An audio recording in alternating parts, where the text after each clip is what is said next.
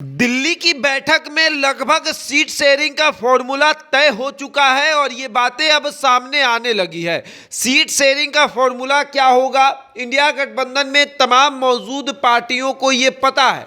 उनको ये पता है कि किस तरीके से सीट शेयरिंग होगा और ये भी पता है कि कौन से लोकसभा क्षेत्र में किस पार्टी को चुनाव लड़ाना है।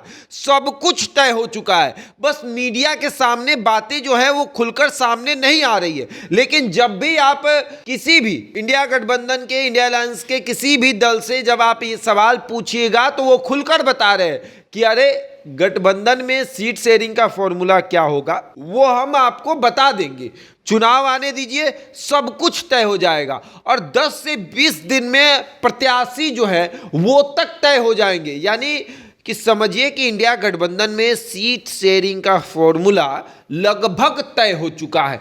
किसको कितना सीट देना है, कौन सी पार्टी किस राज्य में जाकर चुनाव लड़ेगी, क्या जेडीयू यूपी में जाएगी या फिर राजद झारखंड में जाएगी, इन तमाम विषयों पर बातचीत हो चुकी है।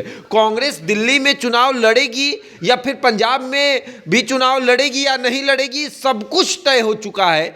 और बस अब 10 से 15 दिन यानी कि दही चूड़ा के बाद, दही चूड़ा खाने के बाद मीटिंग एक तरीके से ये बताने के लिए होगा कि सीट शेयरिंग इतना इतना हो रहा है और उसके बाद दही चूड़ा के बाद सब कुछ तय हो जाएगा। अब कहा जा रहा है कि 20 दिन, तो 20 दिन का मतलब कि 15 जनवरी के बाद खुलकर सब लोग कहेंगे कि सीट शेयरिंग इस तरीके से हो रहा है।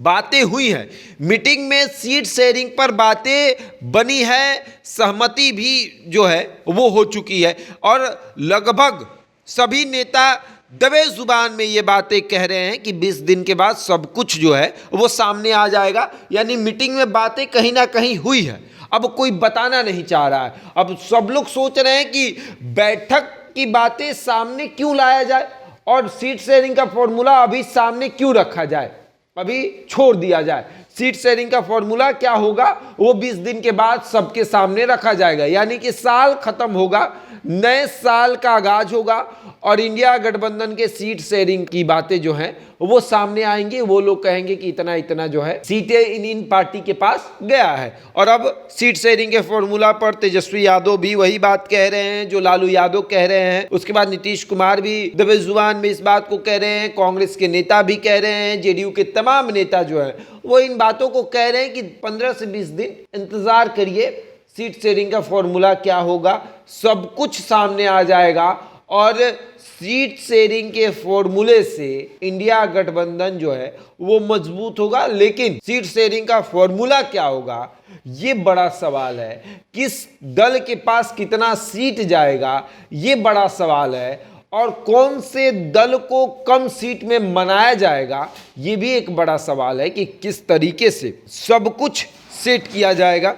अब देखिए 2024 आने वाला है और दही चूड़ा के बाद ही मीडिया के सामने ये बातें रखी जाएंगी कि सीट शेयरिंग का फॉर्मूला क्या हुआ। बहरहाल इस खबर में इतना ही, बने रहे हमारे साथ और देखते रहे द इंडिया टॉप।